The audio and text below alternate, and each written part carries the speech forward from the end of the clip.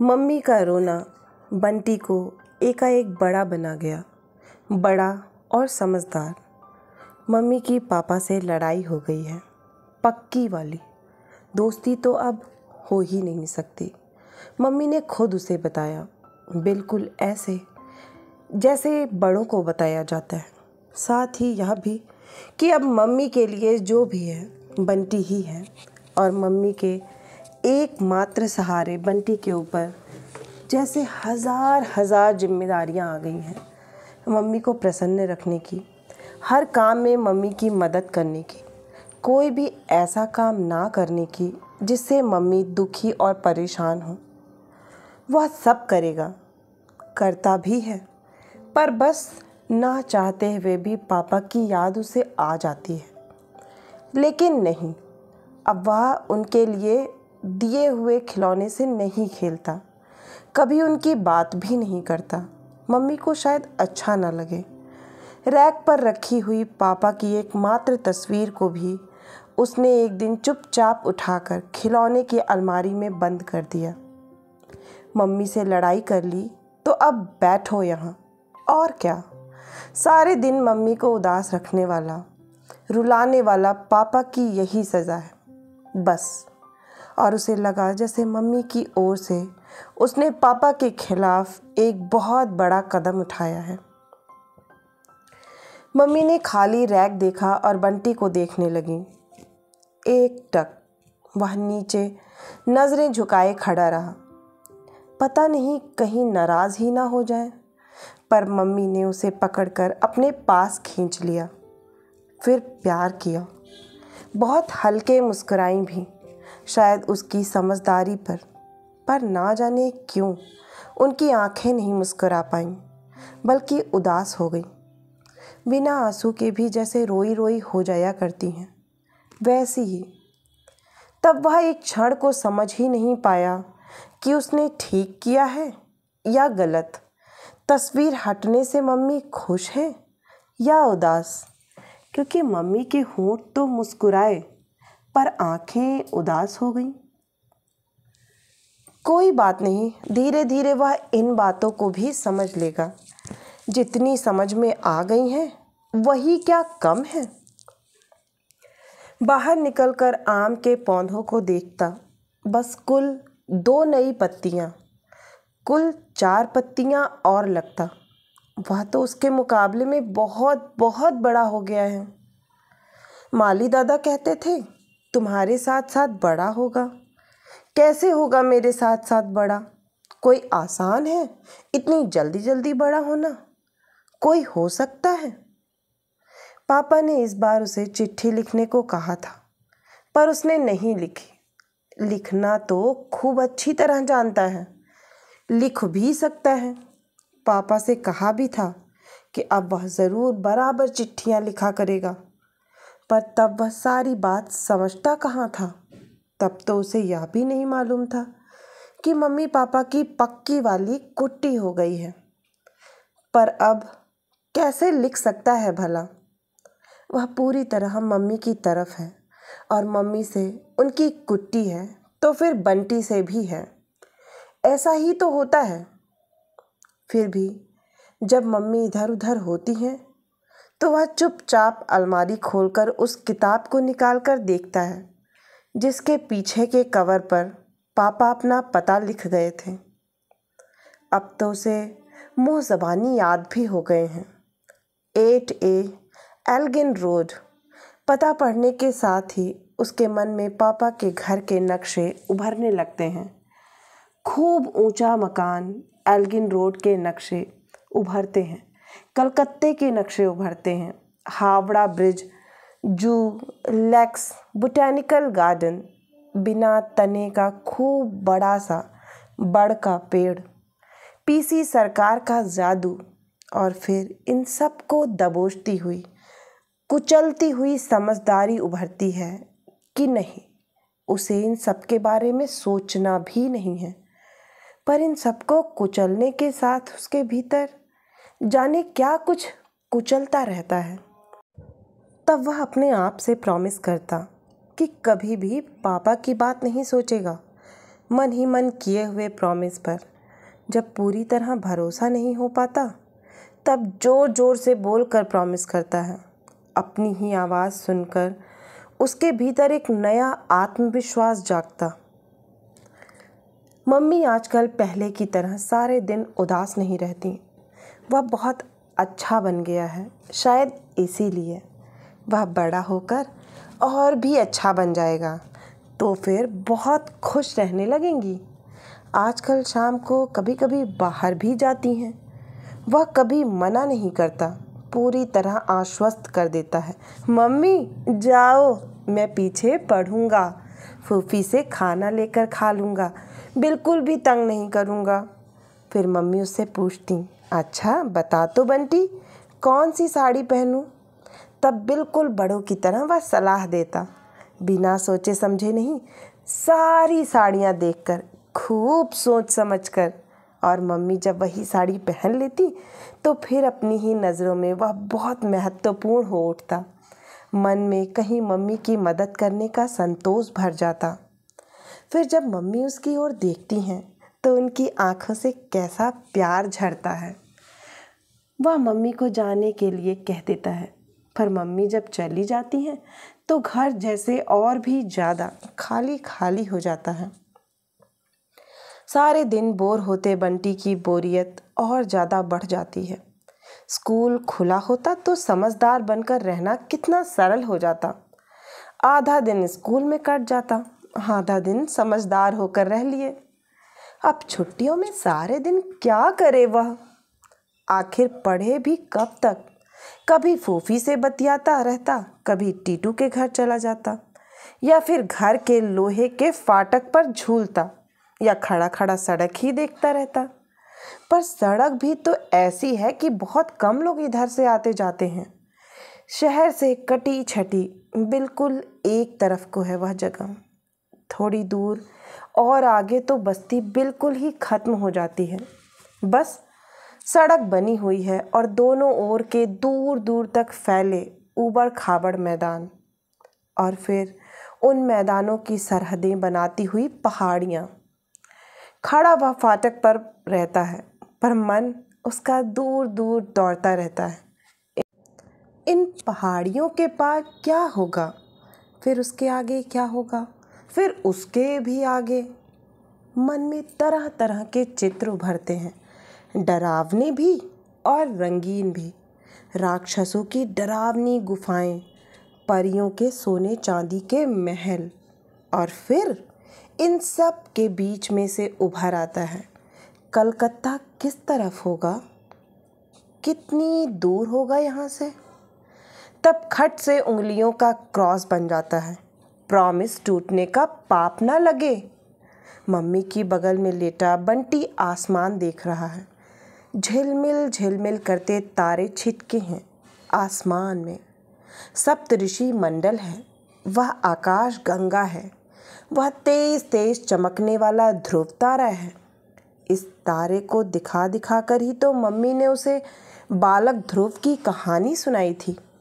5 साल के बच्चे ने तपस्या की थी, इतनी सारी तपस्या कि भगवान भी खुश हो गए। कैसे करते होंगे तपस्या? उसने मम्मी के पास सरक कर पूछा, मम्मी तपस्या कैसे करते हैं? तपस्या? क्यों? बताओ ना मम्मी, मैं जो पूछ रहा हूँ। अपने मन को मार लो, बस यही सबसे बड़ी तपस्या है, मम्मी ने जैसे टालने के लिए कह दिया। बालक ध्रुव ने तो जंगल में जाकर तपस्या की थी ना? की होगी रे।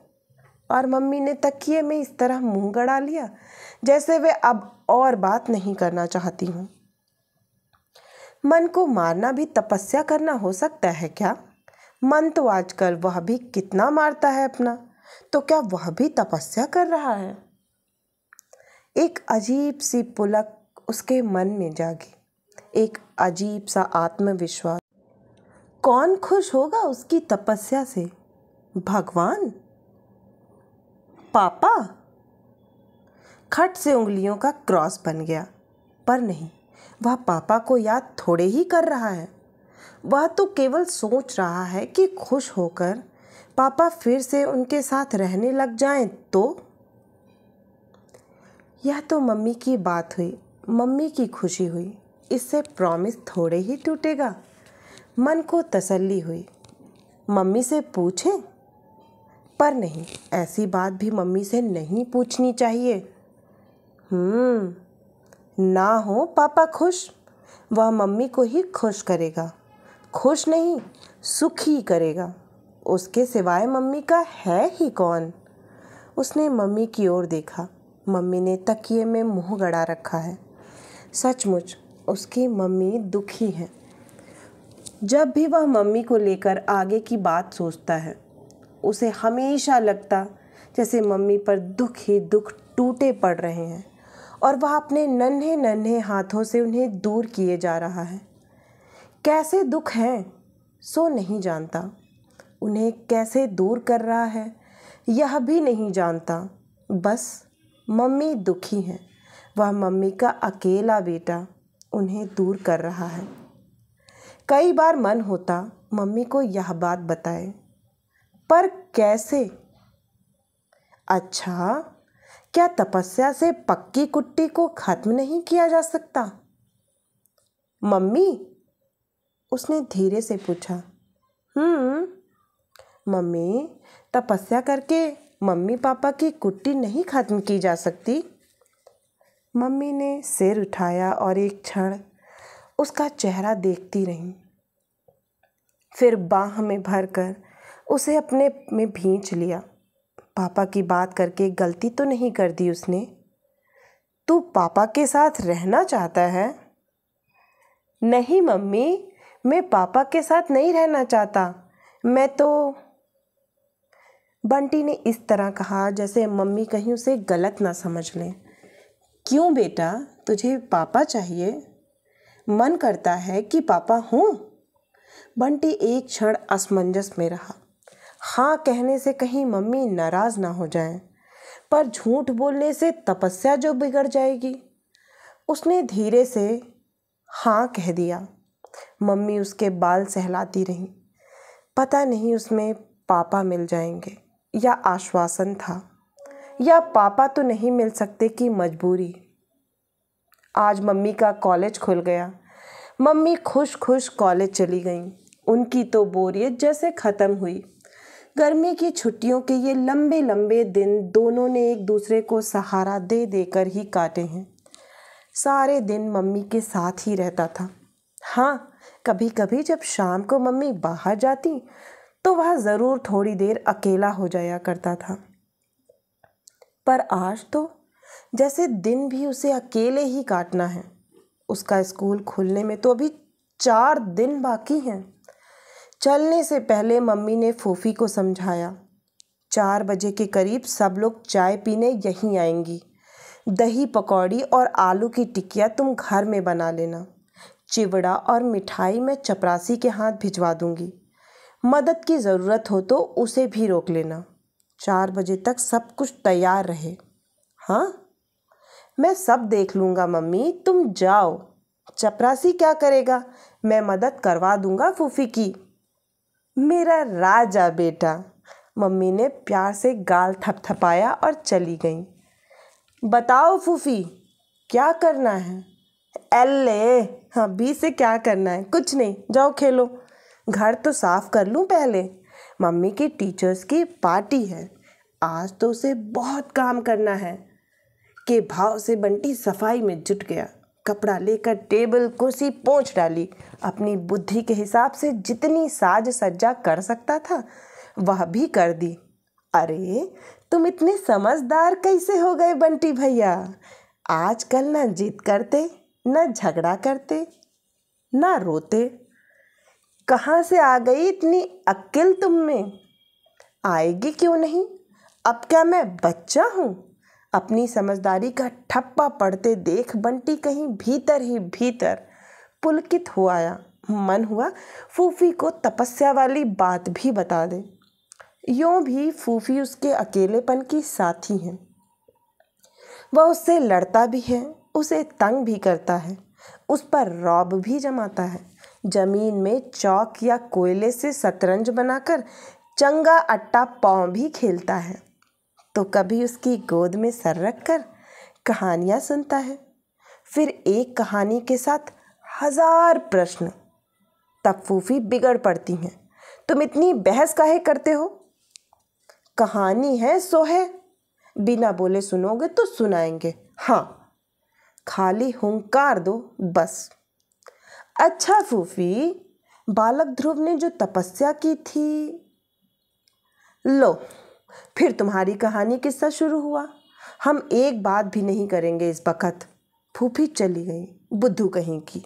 सोच रही है मैं ध्रुव की कहानी सुनूंगा, जैसे मुझे आती ही नहीं है। बंटी अपनी छोटी छोटी हथेलियों में उबले हुए आलू की गोल गोल टिकिया बनाता जा रहा है, जैसी फूफी ने बताई ठीक वैसी ही। और कहानी चल रही है, वही सोनल रानी वाली। रानी हंसे तो फूल झरे और रोए तो मोती झरे। राजा रानी के पीछे प्राण दे। रानी अपने हाथ से सोने के बरक में लपेट कर राजा को 56 मसालों वाला सुगंध से भरपूर पान खिलाती और मंद मंद मुस्कुराती। मुस्कान ऐसी कि राजा पागल। राजा की 20 रानियां और थीं। 20 रानियों के 100 बच्चे। सोनल बच्चों के पीछे प्राण देती। बच्चे खाएं तो रानी खाए, बच्चे सोएं तो रानी सोए। बच्चों का सिर दुखे तो रानी पीर से छटपटाए। बच्चों के चोट लगे तो रानी के फूल जैसे शरीर से खून झरे। कोई नहीं पतियाए तो आकर देख ले। माए लोगों ने बहुत देखी, पर ऐसी माँ तो देखी न सुनी। अपने और सौतेले बच्चों में कोई भेद ही नहीं। देखते सुनते भी कैसे, कोई सचमुच की औरत तो थी नहीं, डायन थी। सारे जादू बस में कर रखे थे। जैसा चाहती वैसा स्वांग धर लेती। और जब अमावस्या के दिन रात अंधेरी गुप्त हो जाती तो वह अपने असली रूप में आती, काली भूत। अंधेरे में ऐसी घुल मिल जाती कि पता ही नहीं लगता। फिर सबको जादू के बस में किया और एक बच्चा हड़प। बंटी की सांस जहाँ की तहाँ रुक जाती। सवेरे मरे बच्चों की हड्डियों से चिपट चिपट कर ऐसी रोती कि चेत ही नहीं रहता। नौकर चाकर दौड़ पड़ते, कोई गुलाब जल छिड़कता, कोई केवड़ा जल। राजा खुद फूलों के पंखों से हौले हौले बयार करते। बेटे का गम भूल रानी की चिंता में परेशान हो जाते। रानी होश में आती तो चीखती, मेरे बच्चों को लाओ, नहीं मैं प्राण दे दूंगी। इतना बड़ा राज्य, इतना बड़ा राजा, फिर भी कोई पता ही नहीं। वह अपने बच्चों को भी खा जाती थी फूफी। उस डायन के आतंक से पूरी तरह आतंकित बंटी बड़ी बड़ी आंखें करके पूछता, और क्या? डायन बनने के बाद क्या उसे होश रहता कि किसका बच्चा है? बस भूख लगी खाओ, भूख लगे तो बच्चे को ही खा जाओ। उस मरे बच्चे के प्रति मन कैसा भीग भीग आता बंटी का।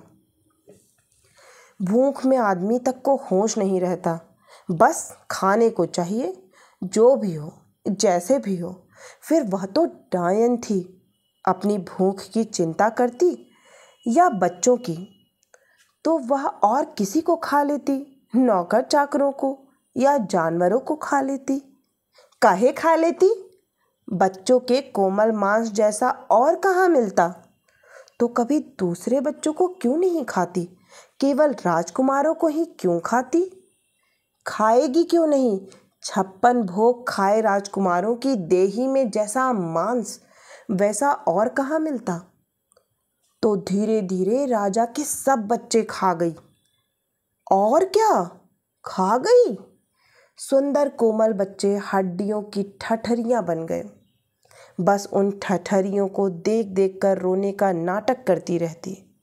घिन और डर के मिले जुले भाव से बंटी की आंखों में आंसू आ जाते।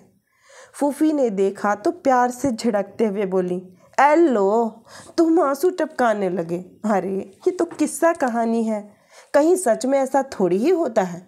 सब झूठ, मन घड़ंत। इन बातों से कहीं रोया जाता है? सुनो और भूल जाओ। नहीं, हम आगे से कभी नहीं सुनाएंगे। हाँ। और उसने झट दूसरी कहानी शुरू कर दी, 4 मूर्खों की। तो थोड़ी देर में ही बंटी खिलखिलाने लगा। दौड़ दौड़ कर बंटी ने मेज लगा दी और खड़ा होकर मम्मी की राह देखने लगा। अपनी सारी टीचर्स को लिए मम्मी आ रही हैं, हंसती हुई, बतियाती हुई। दीपा आंटी तो सबके बीच जैसे छिप ही गईं। कहो बंटी, कैसे हो? हेलो बंटी, कैसे हो? कईयों ने एक साथ पूछा। पहले से लंबा हो गया है। तो बंटी ने जैसे मन ही मन उसे सुधारा। लंबा नहीं, बड़ा हो गया हूँ। थोड़े मोटे भी हो, वरना सिकिया पहलवान लगोगे। बंटी ने मौका ताका और दीपा आंटी की बाह से झूल गया। मम्मी की सारी टीचर्स में एक यही तो पसंद है, बाकी तो सब बेकार। आप छुट्टियों में एक बार भी घर क्यों नहीं आई आंटी? छुट्टियों में हम यहाँ थे ही नहीं। बताओ कैसे आते? हर साल बंटी बाहर जाता था, इस बार हम बाहर चले गए। घसीटता हुआ वह दीपा आंटी को लॉन की तरफ ले गया, अपने पौधे दिखाने के लिए। कहाँ गई थी आप?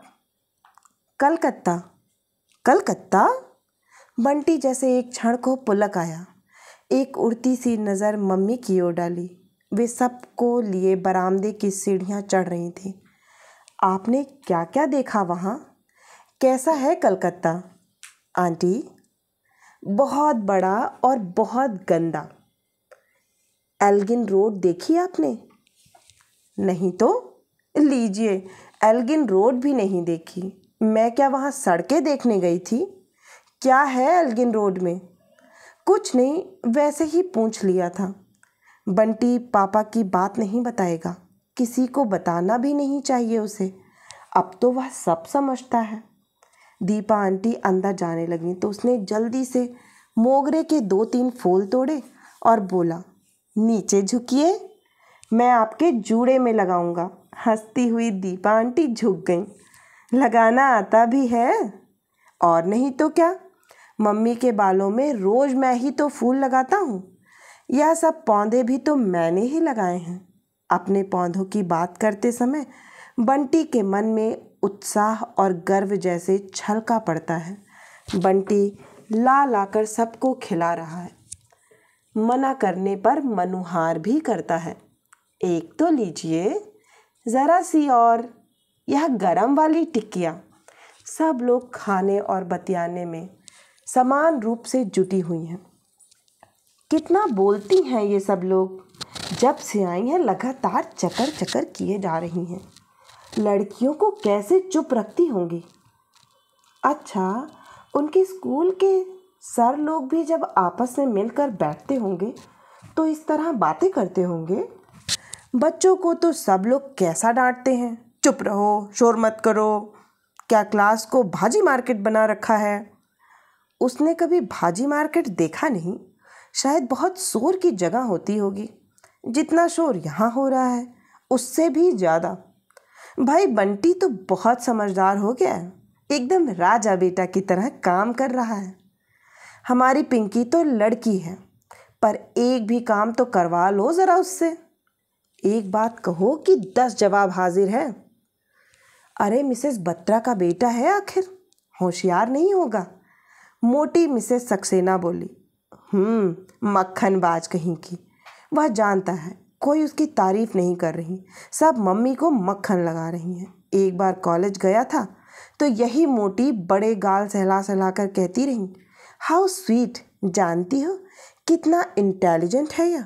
और जैसे ही वह पीछे मुड़ा, धीरे से बोली, अरे मिसेस बत्रा ने बिगाड़ कर धूल कर रखा है। इतना जिद्दी और सिर चढ़ा लड़का है कि बस। प्रिंसिपल का लड़का है सो कोई कुछ कहता नहीं। मोटी चापलूस कहीं की। माथे पर बिंदी इतनी बड़ी लगाएंगी जैसे पैसा ही चिपका लिया हो। बस एक दीपा आंटी अच्छी हैं, जो ना कभी इस तरह की तारीफ करती हैं ना बुराई। मौका मिले तो उसके साथ खेलती भी हैं। चाय समाप्त हुई तो सब लोग बाहर के कमरे में आ गई। वह दीपा आंटी की कुर्सी पर ही बैठ गया। उनसे सटकर एक तरह से उन पर लद कर मम्मी ने पास के रैक पर से फाइल उठाई, बीच के मेज अपनी तरफ खींची और ढेर सारे कागज फैला लिए। दीपा आंटी, आप गाना नहीं सुनाएंगी? देखो बच्चा, मम्मी अब मीटिंग कर रही हैं, समझे? लाड में वे उसे हमेशा बच्चा ही कहती हैं। मम्मी, हम दीपा आंटी का गाना सुनेंगे। आंटी को गाना सुनाना ही होगा। और वह पूरी तरह दीपा आंटी की गोद में ही लद गया, कुछ इस विश्वास के साथ कि मम्मी उसकी बात टाल ही नहीं सकती। इतना काम उसने आज किया है, अब तो वैसे भी उसका अधिकार हो गया है। बंटी बेटा, अब हम लोग ज़रा काम की बातें करेंगे, कॉलेज की। तुम बाहर जाकर खेलो तो। मम्मी की बात बंटी को जैसे कहीं से चीर गई। एक क्षण वह मम्मी को इस तरह देखता रहा जैसे विश्वास नहीं कर पा रहा हो कि मम्मी ने उसे ही बाहर जाने को कहा है। फिर धीरे से उठा और बाहर आ गया, अपमानित सा, आहत सा। तो उसकी इच्छा से भी ज़्यादा ज़रूरी काम मम्मी के पास है। कॉलेज की बात कॉलेज में कर लेती, घर में तो कम से कम उसकी बात ही माननी चाहिए। वह तो कब से सोच रहा था कि शाम को दीपा आंटी का गाना सुनेगा, फिर अपनी कविताएं सुनाएगा, चुटकुले सुनाएगा, पहेली पूछेगा। ऐसी ऐसी पहेलियां उसे आती हैं कि कोई बता ही नहीं सकता। लड़कियों को पढ़ाना आसान है, पहेली क्या हर कोई बता सकता है? पर अब कुछ नहीं। मम्मी को ऐसे तो नहीं करना चाहिए था ना। और ना चाहते हुए भी मम्मी को लेकर जाने कितना कितना गुस्सा मन में उफलने लगा। पर तभी सारे गुस्से और दुख को ठेलती हुई समझदारी आई। मम्मी प्रिंसिपल हैं, कितने ज़रूरी काम उनको रहते हैं। उसे इस तरह गुस्सा नहीं होना चाहिए। कुछ नहीं, 2 महीने से मम्मी सारे दिन घर जो रहती थीं, सो वह कॉलेज के काम की बात भूल ही गया था। इसीलिए तो गुस्सा भी आ गया, वरना तो इसमें गुस्से की कोई बात ही नहीं है। कॉलेज खुल गया है तो कॉलेज का काम भी होगा ही। टीटू के पापा नहीं ऑफिस की फाइलें लेकर घर में बैठे रहते? फिर उस कमरे में कोई घुस तो जाए देखें। ऐसा फटकारते हैं कि बस। मम्मी ने तो कितने प्यार से कहा, उसके पापा भी फाइलें लेकर आते होंगे। खट से उंगलियों का क्रॉस बन गया। फिर भी कहीं एक धुंधली सी तस्वीर उभर ही आई, फाइलों में डूबे हुए पापा। नहीं, उसने अपने मन को समझाया। सब लोगों को विदा करके मम्मी जल्दी से तौलिया लेकर बाथरूम में घुस गई। अब वह मम्मी के साथ खेलेगा, फिर रात में कहानी सुनेगा, खूब लंबी वाली। आज कितना काम किया है उसने। मम्मी जब कॉलेज का काम करने लगी तो बाहर भी आ गया। अब ना कॉलेज है ना कॉलेज का काम। अब मम्मी फिर उसकी हो गई हैं, बिल्कुल उसकी। पता नहीं क्यों मम्मी और उसके बीच में कोई भी आता है तो उसे अच्छा नहीं लगता।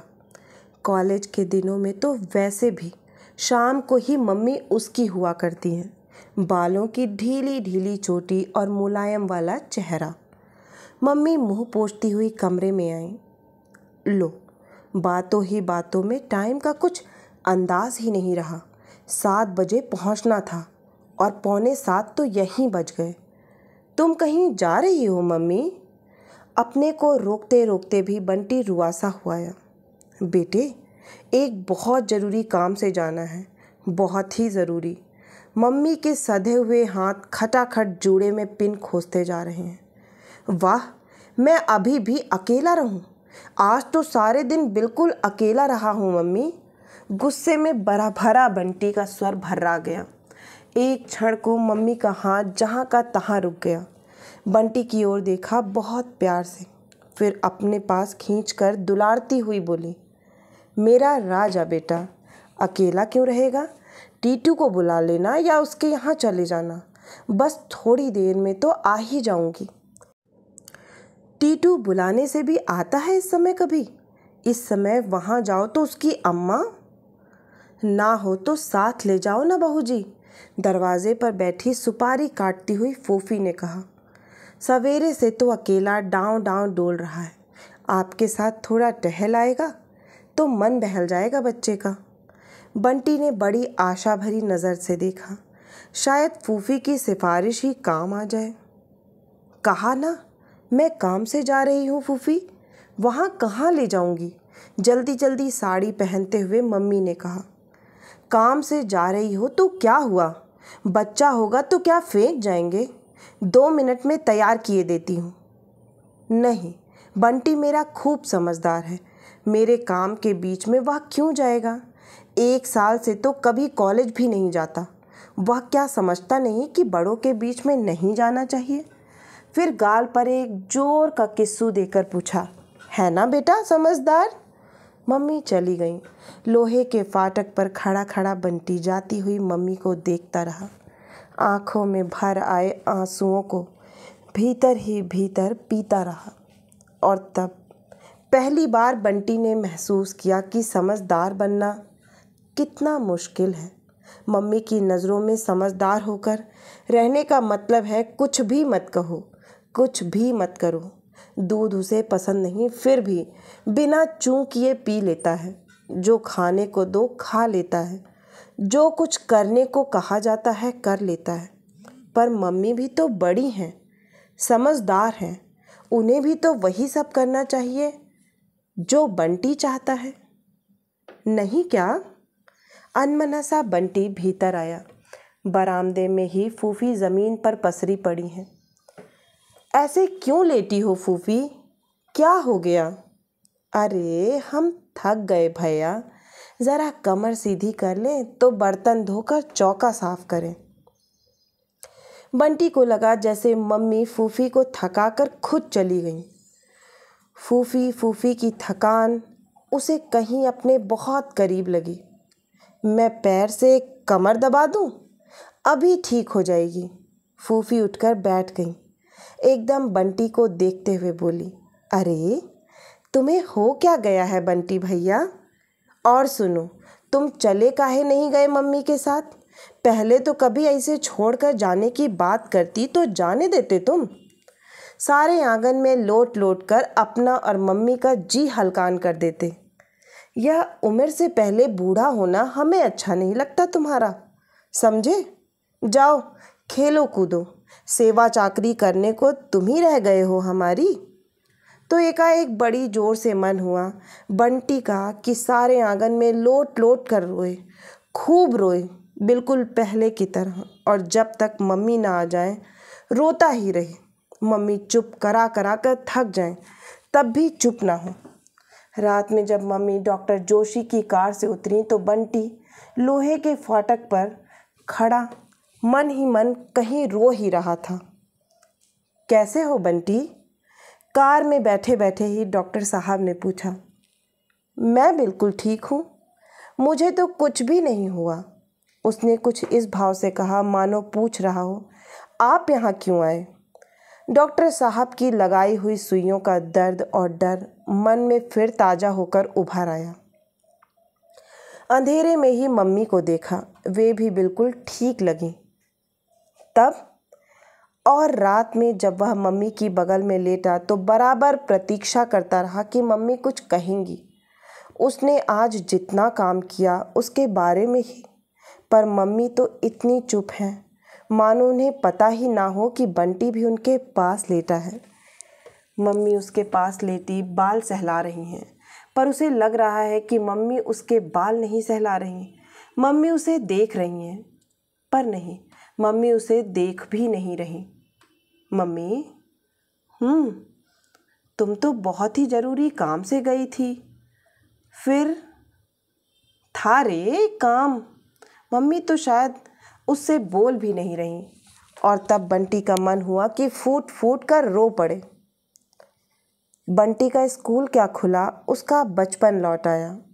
लंबी छुट्टियों के बाद पहले दिन स्कूल जाना कभी अच्छा नहीं लगता, पर आज लग रहा है अच्छा ही नहीं, खूब अच्छा लग रहा है। सवेरे उठा तो केवल हवा में ही ताजगी नहीं थी, उसका अपना मन जाने कैसी ताजगी से भरा भरा थिरक रहा था। मम्मी, मेरे मोज़े कहाँ हैं? लो, दूध लाकर रख दिया, पहले कपड़े तो पहन लूँ, देर नहीं हो जाएगी।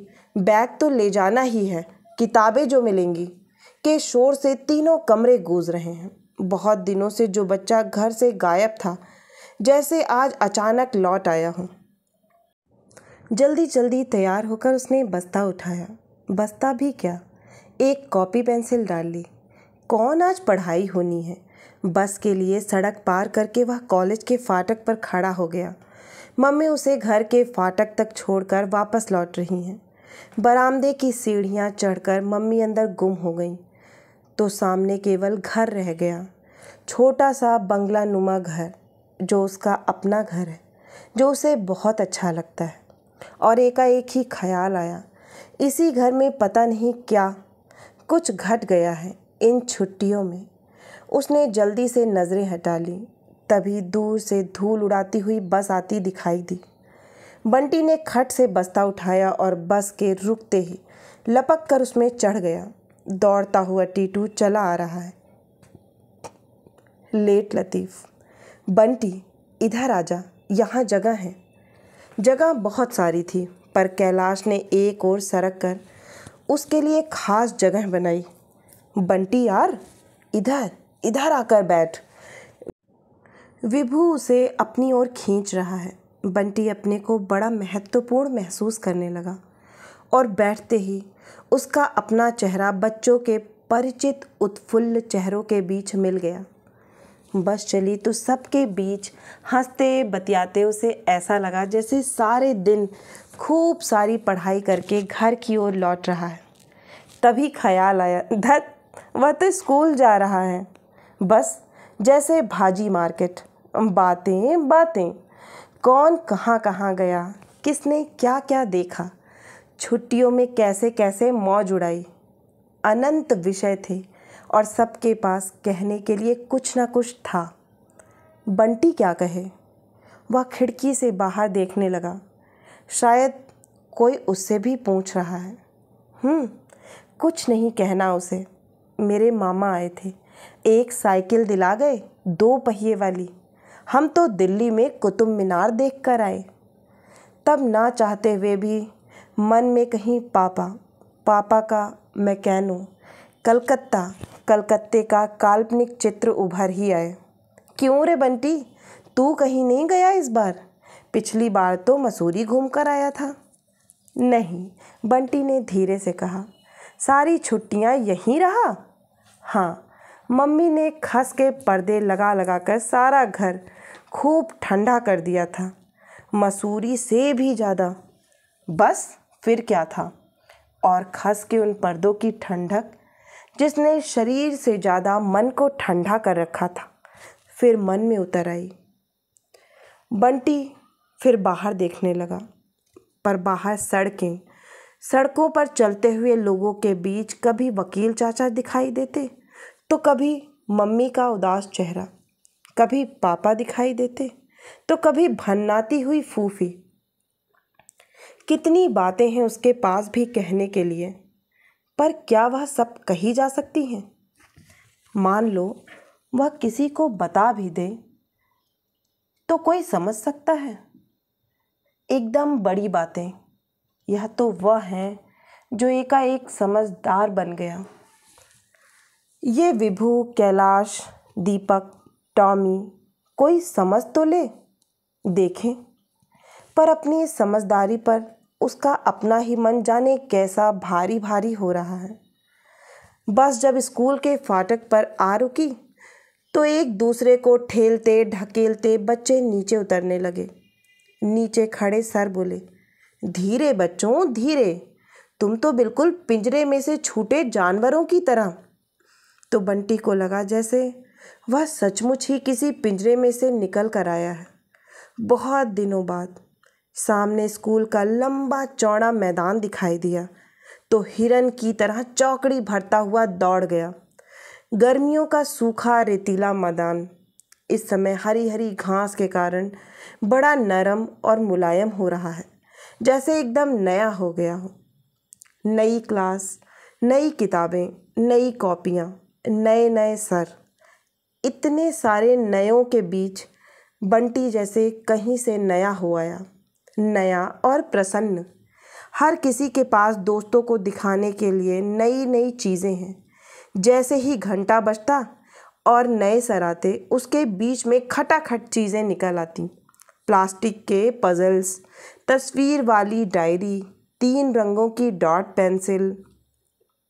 और ज़रा दिखा तो यार, बस 1 मिनट के लिए का शोर यहाँ से वहाँ तक तैर जाता।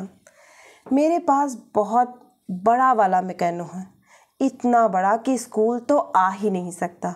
कलकत्ते से आया है, कोई भी घर आए तो वह दिखा सकता है। एक क्षण को उंगलियां एक दूसरे पर चढ़ीं और फिर झट से हट भी गईं।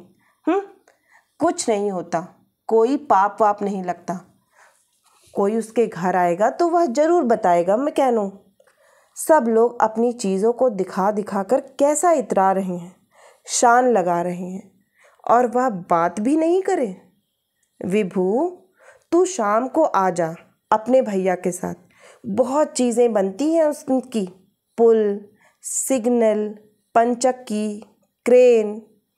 ख्याल आया, उसने भी तो अभी तक सब कुछ बनाकर नहीं देखा। विभू आ जाए तो फिर दोनों मिलकर बनाएंगे, और विभू नहीं भी आया तो वह खुद बनाएगा। यह भी कोई बात हुई भला। स्कूल की बातों से भरा भरा बंटी घर लौटा। खाली बस्ता भी नई नई किताबों से भर गया था। मम्मी अभी कॉलेज में है, उसके आने के 1 घंटे बाद घर आती हैं। बंटी दौड़कर फूफी को ही पकड़ लाया। अच्छा, एक बार इस बस्ते को तो उठा कर देखो, क्या है बस्ते में, उठा कर तो देखो, एकदम ललकारते हुए बंटी ने कहा। फूफी ने बस्ता उठाया। एलो, इतना भारी बस्ता, ये अब तुम इतना बोझा ढो ढो कर ले जाया करोगे? तुमसे ज़्यादा वजन तो तुम्हारे बस्ते में ही है। बंटी के चेहरे पर संतोष और गर्व भरी मुस्कान फैल गई। चलो हटो। और फिर खट से बस्ता उठाकर सैनिक की मुद्रा में 4-6 कदम चला और फिर बोला, रोज ले जाना पड़ेगा, अभी तो ये बाहर ही और पड़ी हैं।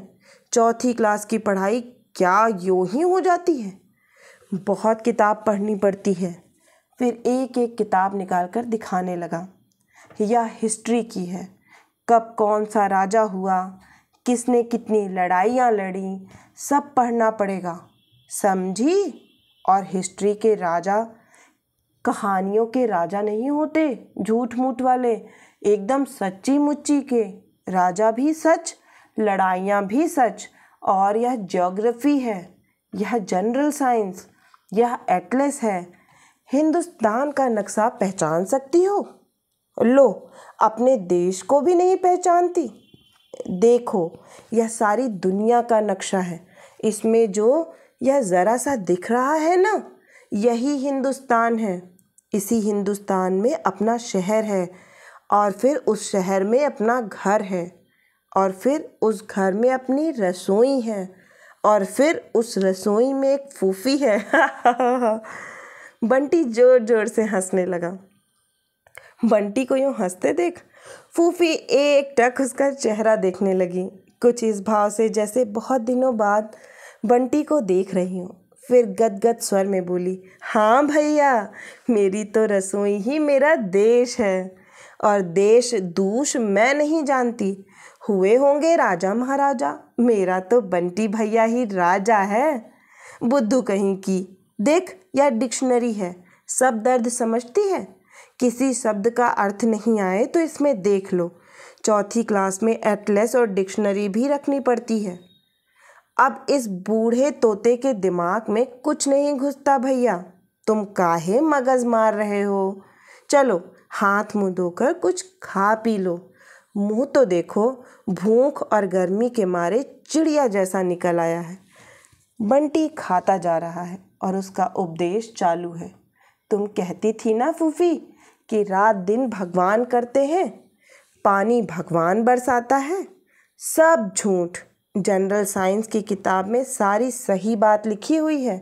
अभी पढ़ी नहीं है, जब पढ़ लूँगा तो सब तुम्हें बताऊँगा। तो हम कौन इस स्कूल में पढ़े हैं बंटी भैया, बस अब तुमसे पढ़ेंगे। अंग्रेजी भी पढ़ाओगे हमें? बंटी फिर खी खी करके हंस पड़ा।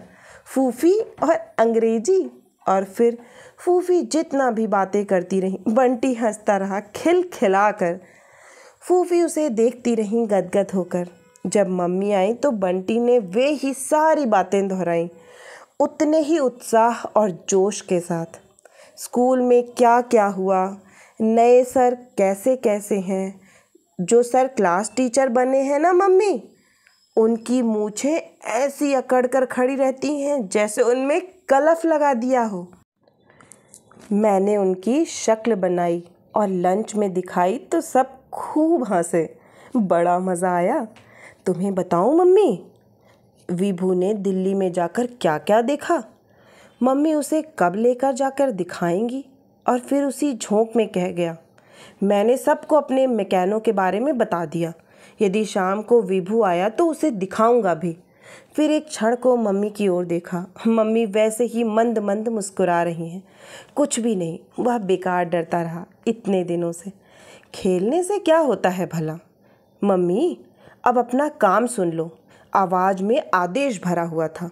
आज ही सारी को किताबों और कॉपियों पर कवर चढ़ जाना चाहिए, ब्राउन वाला, नहीं तो कल सज़ा मिलेगी। हाँ, तुम सब काम छोड़कर पहले मेरे कवर चढ़ा देना, फिर सफ़ेद लेवल लगाकर काट कर चिपकाने होंगे, उन पर नाम और क्लास लिखना होगा, खूब सुंदर वाली राइटिंग में जमा जमा कर लिखना, समझी? और फिर उसी उत्साह और जोश में भरा भरा वह टीटू के यहाँ दौड़ गया। आज जाने कितनी बातें हैं उसके पास करने के लिए। टीटू को कौन कौन से सर पढ़ाएंगे, उसे कौन कौन सी किताबें मिली हैं। बंटी टीटू के यहाँ से लौटा तो अंधेरा हो चुका था। हाथ में पेड़ की एक टूटी हुई टहनी है जिससे वह हवा में तलवार चला रहा है। फूफी आंगन में लेटी लेटी पंखा झल रही हैं। यह बरसात की गर्मी तो मार के रख देती है आदमी को। हवा का नाम नहीं है। एक बार जोर से बरसे तो बरसो राम धड़ाके से, फूफी मर गई फाके से। हाँ, अब तुम हमें मारोगे ही तो। मम्मी बिना कुछ भी सुने बोले बंटी अपनी ही धुन में भीतर आया तो देखा मेज़ पर सारी किताबें कॉपियाँ ज्यों की त्यों पड़ी हैं, बिना कवर के। खाली बस्ता मेज के नीचे पड़ा है। मम्मी, बंटी लॉन की ओर दौड़ पड़ा। लॉन में मम्मी डॉक्टर साहब के साथ बैठी हैं। बीच की मेज पर चाय के खाली बर्तन रखे हैं। दनदनाता हुआ बंटी आया। मेरे कवर नहीं चढ़ाए मम्मी। बंटी, नमस्ते करो डॉक्टर साहब को। मम्मी ने उसकी बात का जवाब न देकर अपनी बात कही तो बंटी भन्ना गया। दोनों हाथ कुछ इस तरह जोड़े मानो कह रहा हो, जान बख्शो, तुमने मेरे कवर क्यों नहीं चढ़ाए? कल सज़ा नहीं मिलेगी मुझे। अरे बंटी, बड़े नाराज़ हो रहे हो बेटे, क्या बात है? हाँ, हो रहे हैं नाराज़, आपका क्या जाता है? जब देखो तब आकर बैठ जाएंगे या मम्मी को ले जाएंगे। बड़ी अपनी मोटर की शान लगाते हैं। अब आकर बैठ गए हैं तो मम्मी कवर नहीं चढ़ा सकती, और मम्मी कह नहीं सकती कि उन्हें बंटी का काम करना है। अब उन दोनों को क्या जाएगा, सज़ा तो उसे मिलेगी। वह मन ही मन भनभनाने लगा। बिना एक शब्द भी बोले बंटी ने हाथ पकड़कर मम्मी को खींचा। तुम चलकर पहले कवर चढ़ाओ, एकदम उठो। डॉक्टर साहब की तरफ उसने देखा भी नहीं। बंटी, क्या कर रहे हो बेटा? इतने बड़े होकर इस तरह करते हैं? तू तो बहुत समझदार है। पर बंटी हाथ खींचता ही रहा। कोई समझदार वमझदार नहीं है। पहले तो कोई उसका काम मत करो, फिर कह दो समझदार है। चलो ना, इतनी देर तो हो गई, फिर कब चढ़ाओगी? बंटी रोने रोने को हो आया। मैंने कहा ना, मैं चढ़ा दूंगी। मम्मी जैसे झुंझला आई थी। उन्होंने अपना हाथ खींच लिया। एकाएक डॉक्टर साहब उठ खड़े हुए। चलो, तुम बंटी का काम करो, मैं तो वैसे भी चलने ही वाला था। 8:30 बजे एक जगह पहुंचना भी है। सब लोग मम्मी को आप कहकर बोलते हैं, और ये कैसे तुम कह रहे हैं? इतना भी नहीं मालूम कि मम्मी प्रिंसिपल हैं। प्रिंसिपल को आप कहा जाता है कि नहीं? मम्मी ने एक दो बार ठहरने का आग्रह किया पर वे चल पड़े। मम्मी उन्हें छोड़ने के लिए मोटर तक गईं। बंटी जानता है कि मम्मी आते ही उसे डांटेंगी। ऐसे बोलते हो, ऐसे करते हो, तमीज़ कब आएगी। वह आजकल कुछ कहता नहीं तो मम्मी ने उसकी बात सुनना ही छोड़ दिया। न कभी साथ लेकर जाती हैं, न कहानी सुनाती हैं, पहले की तरह उसके साथ खेलती भी नहीं। पर ये सारे के सारे तर्क मिलकर भी उसके अपने ही मन में अभी की हुई बदतमीज़ी को कम नहीं कर पा रहे थे। जैसे ही मम्मी लौट कर आई, बंटी ने रोना शुरू कर दिया, जोर जोर से। इतनी देर तो हो गई, अब कब चढ़ेंगे कवर। दोषी मम्मी को ही बना कर रखना है। चल कवर चढ़ाती हूँ। इसके अलावा मम्मी ने एक शब्द भी नहीं कहा तो बंटी को खुद एक अजीब तरह की बेचैनी होने लगी। डांट खाने वाले काम पर भी मम्मी का यूँ चुप रह जाना उसे डांट से भी ज़्यादा कष्ट देने लगा।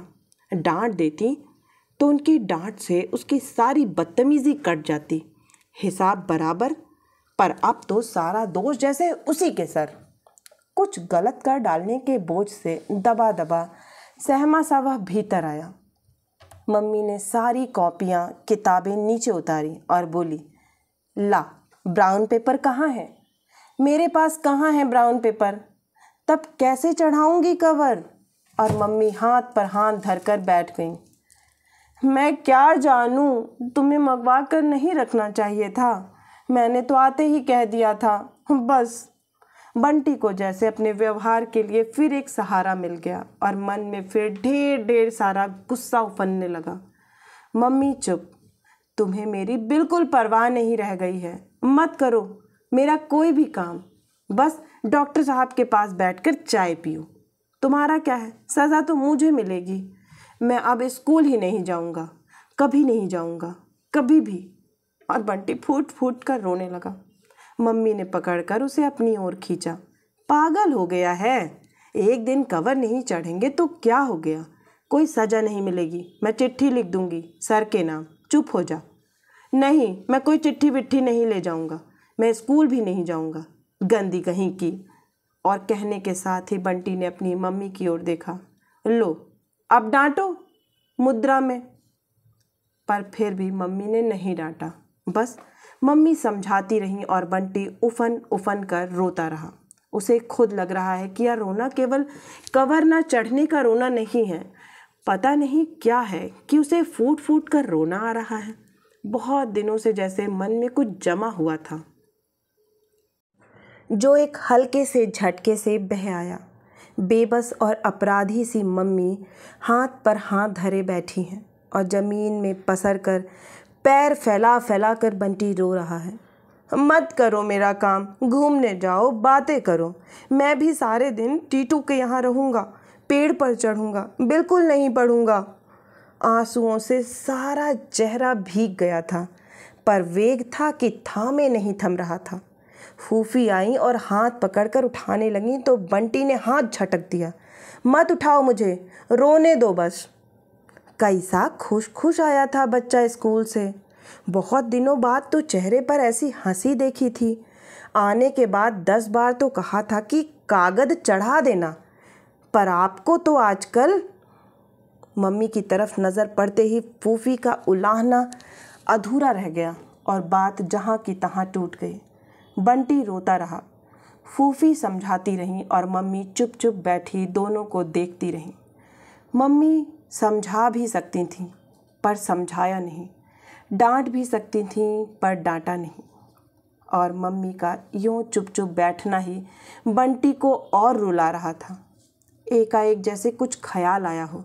मम्मी उठी, दराज में से चाबियों का गुच्छा निकाला और फूफी को देते हुए बोली, फूफी कॉलेज के चपरासी से कहना स्टील की अलमारी में कुछ भूरे कागज़ होंगे, निकाल कर दे दे। और जब कागज़ आ गए और मम्मी उसी तरह चुपचाप चढ़ाने लगी तो मम्मी का सारा दोष जैसे बंटी के अपने सिर पर आ चढ़ा। कम से कम बंटी को ऐसा महसूस हुआ। मम्मी से नज़रें बचाए बचाए वह खुद भी चढ़ाने में मदद करने लगा।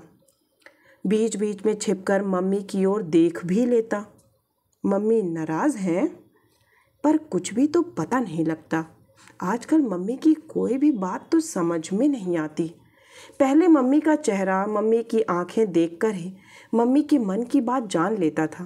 मम्मी की खुशी, मम्मी की उदासी, मम्मी की नाराज़गी सब उसे पता था। पर अब तू जाकर खाना खा ले और सो जा, फिर सवेरे उठा नहीं जाएगा। तुम भी तो चलकर खाना खाओ। स्वर में कहीं क्षमा मांगने का सा भाव उभर आया। मम्मी ने एक क्षण को उसकी ओर देखा, फिर धीरे से बोली, नहीं, मैं बाद में खा लूँगी। एक क्षण को बंटी दुविधा में रहा, उठे या नहीं। फिर धीरे से उठ गया। कम से कम इस समय वह मम्मी की किसी भी बात का विरोध नहीं करेगा। जाते जाते बोला, सफ़ेद लेबल चिपकाकर नाम भी लिखने हैं। हाँ हाँ, मैं सब कर दूंगी, तू जाकर सो जा।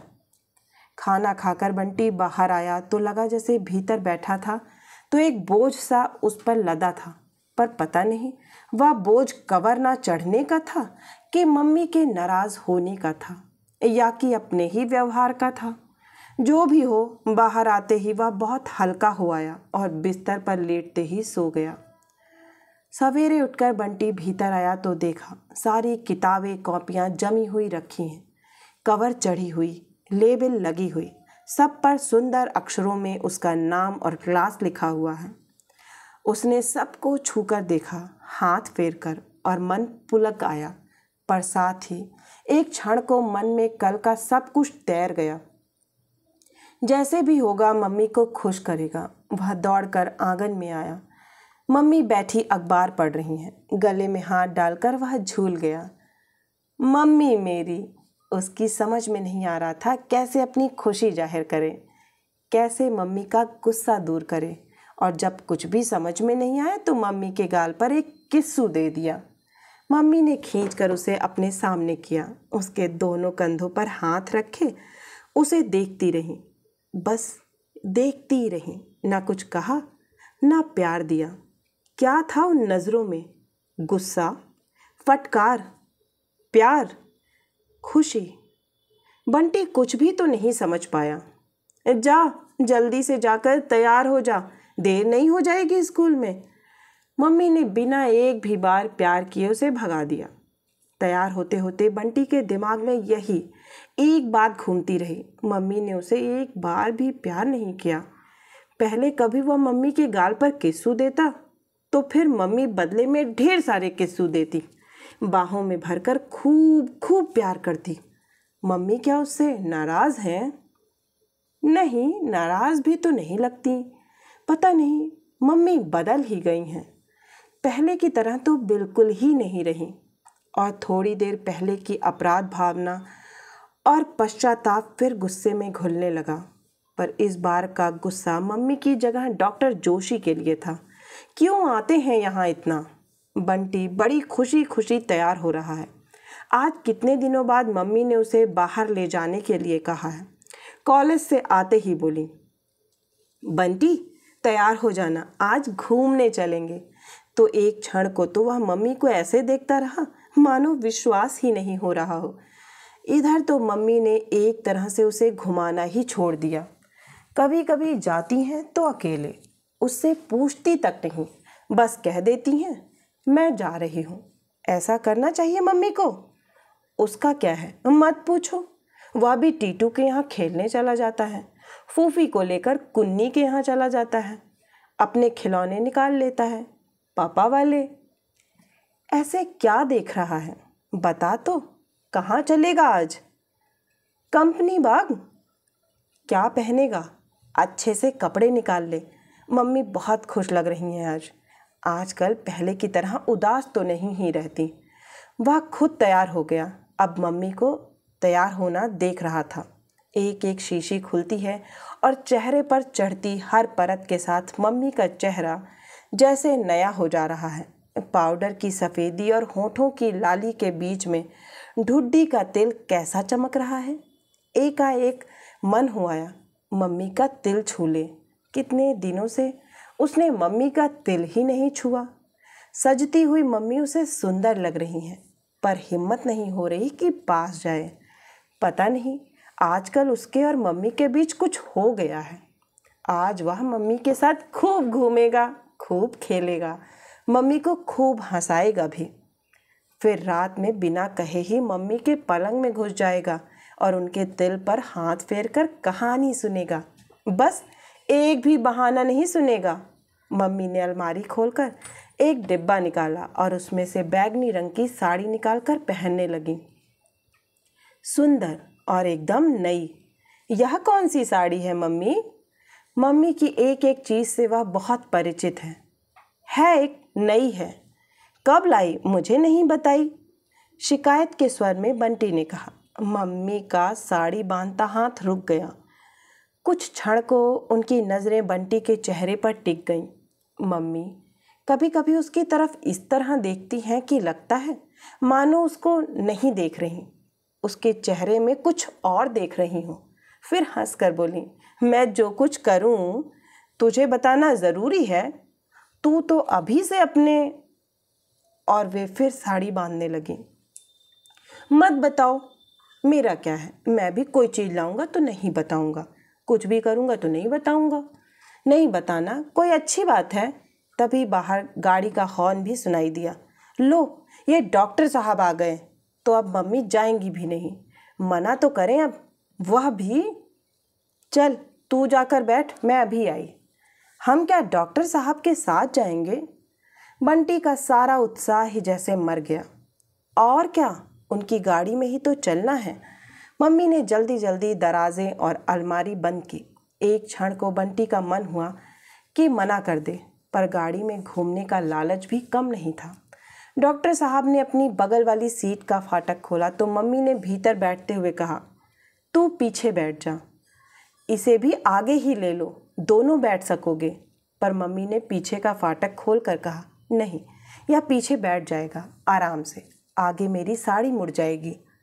बिना एक भी शब्द बोले अपमानित सा बंटी चुपचाप पीछे बैठ गया। उसका क्या है, आगे बिठाओ पीछे बिठाओ या घर ही छोड़ आओ। नई साड़ी पहनकर कैसा इतरा रही हैं मम्मी। अब तो दोनों बैठ गए। ये डॉक्टर साहब गाड़ी क्यों नहीं स्टार्ट कर रहे हैं? एक टक मम्मी को ही देख रहे हैं, जैसे कभी देखा ही ना हो। चलिए ना। बंटी से और ज़्यादा देर तक चुप नहीं रहा गया। अच्छा बंटी बेटे, आज का प्रोग्राम सिर्फ तुम्हारे लिए है, बोलो तो कहाँ चलना पसंद करोगे? डॉक्टर साहब का यूँ पूछना बंटी को अच्छा लगा। कंपनी बाग की फरमाइश की है बंटी ने, पहले बच्चों को ले लीजिए फिर वहीं चलते हैं। मम्मी के कहते ही डॉक्टर साहब ने ओके कहा और कार चला दी। बंटी मन ही मन जैसे भुन गया। धत तेरे की, यह भी कोई घूमना हुआ। मम्मी खुद तो अकेले अकेले घूमती हैं डॉक्टर साहब के साथ, पर आज उसे घुमाने की बात कहीं तो सबको बटोर लो। फिर क्यों झूठ मूठ कहती हैं कि चल तुझे घुमा लाते हैं? यूँ कहो ना, सबको घुमाना है। कौन से बच्चे हैं? और मन में पापा के साथ घूमने वाला दिन तैर गया, बिल्कुल अकेले। बंटी बेटा, आज तुम्हें अपने बच्चों से मिलाएंगे। हमारे यहाँ एक दीदी हैं, जोत दीदी, एक छोटा भैया है अमी। दीदी बहुत सीधी और समझदार हैं और अमित बहुत शैतान, एकदम पाजी। शैतानी करे तो तुम कान खींच देना उसके। मम्मी हंस क्यों रही हैं? यह भी कोई हंसने की बात है? कोई चुटकुला सुनाया है डॉक्टर साहब ने? गाड़ी जब कोठी के सामने रुकी तो बंटी ने उड़ती सी नज़र डाली। खूब बड़ी है कोठी, पर बगीचा नदारद, बस सामने अहाता सा है, ना घास ना पौधे। डॉक्टर साहब उतरकर भीतर चले गए तो मम्मी ने बताया, यही है डॉक्टर साहब की कोठी, और फिर उसका चेहरा देखने लगी। दरवाजे में घुसते ही बाईं ओर एक छोटा सा मकान जैसा बना है, जिस पर बड़ा सा बोर्ड लगा है, हर जगह दिखाई देने वाला बोर्ड। लाल तिकोन, 2 या 3 बच्चे बस। यह क्या है मम्मी? डॉक्टर साहब की डिस्पेंसरी। सवेरे डॉक्टर साहब यहाँ बीमारों को देखते हैं। आंटी, हल्का नीला फ्रॉक पहने एक लड़की दौड़ती चली आ रही है और पीछे पीछे एक लड़का। दोनों के चेहरों पर खुशी जैसे छलकी पड़ रही है। तो मम्मी इन बच्चों को भी जानती हैं, बस वही नहीं जानता। देखो जोत, यह है बंटी आज तुम लोगों की दोस्ती करवा देते हैं, फिर कभी तुम इसके पास आ जाना, कभी यह तुम्हारे पास आ जाएगा। जोत उसे देख रही है, पर वह जैसे अपने में ही सिमटता जा रहा है। मैं खिड़की के पास बैठूंगा, अम्मी ने आते ही घोषणा कर दी और पीछे का फाटक खोलकर वह बड़े अधिकार भाव से भीतर बैठ गया। बंटी को लगा अपनी चीज़ होने पर ही ऐसा अधिकार भाव आ सकता है। वह चुपचाप एक ओर सरक गया। दूसरे फाटक से जोत घुसी तो वह बीच में सरक गया। बीच में बैठना भी कोई बैठना होता है? अब कुछ देख सकता है वह? दूसरों की गाड़ी में वह कहे भी क्या, पर मम्मी तो कह सकती थी कि दोनों में से कोई एक बीच में बैठ जाए और बंटी को खिड़की पर बैठने दे। वे तो बंटी को घुमाने लाई थीं। झूठ, उसे नहीं करनी दोस्ती किसी से। आगे से वह कभी आएगा भी नहीं इनके साथ। डॉक्टर साहब, मम्मी आगे की खिड़कियों पर बैठे हैं और जोत और अमित पीछे की खिड़कियों पर। बस वही फालतू सा बीच में बैठा है। घास पर मम्मी और डॉक्टर साहब अपने अपने रुमाल बिछाकर बैठ गए। जाओ खेलो, अब तुम लोग रेस लगाओ या कुछ और। अमी तो बिना किसी की राह देखे ही दौड़ भी गया। जोत इधर उधर देख रही है। वह नहीं खेलेगा, बस यहीं बैठा रहेगा। ये मम्मी इतना सट कर क्यों बैठी हैं डॉक्टर साहब से? ऐसे तो कभी मम्मी किसी के साथ नहीं बैठती। बंटी को बहुत अजीब लग रहा है, अजीब और बहुत खराब भी। वह दोनों के बीच घुसता हुआ बोला, मैं नहीं खेलूंगा मम्मी, मन नहीं हो रहा है। ले, यहाँ खेलने आया है कि बैठने? पागल कहीं का, चल दौड़ लगा। जोत, इसे ले जाओ तो अपने साथ। मम्मी ने एक तरह से उसे ठेल दिया। जोत उसका हाथ पकड़कर खींचने लगी तो मजबूरन उसे उठना पड़ा। पर बंटी ना खेला ना दौड़ा, बस मम्मी के इर्द गिर्द ही चक्कर काटता रहा। ज़रा सी दूर जाता भी तो मुड़ मुड़ कर मम्मी की ओर देखता रहता। मम्मी को इस तरह देखकर अजीब सी बेचैनी हो रही थी उसे। थोड़ी देर में वह फिर मम्मी के पास आकर ही बैठ गया। It seems he husbands you too much, doctor ने कहा तो मम्मी हंसने लगी। हाँ, हस्बैंड की बात कर रहे हैं और मम्मी हंस रही हैं। पहले पापा की बात करने से कैसी उदास हो जाया करती थी, और ऐसे सबसे करनी चाहिए पापा की बात, ऐसे हंसना चाहिए। वह तो अपने दोस्तों के सामने भी कभी नहीं करता। जाने क्यों बंटी का मन गुस्से में सुलगने लगा। उसके बाद आइसक्रीम खाई, चाट खाई। मम्मी और डॉक्टर साहब हंस हंस कर बातें करते रहे। अमी शोर मचाता रहा, अधिकारपूर्ण स्वर में फरमाइशें करता रहा, पापा ये लेंगे वो लेंगे। जोत कभी मम्मी से बात करती, कभी डॉक्टर साहब से। बस केवल बंटी था जो चुप था, सबसे अलग और सबसे अकेला। एक मम्मी ही तो उसकी थी, पर वे भी उन्हीं लोगों में जाकर मिल गईं।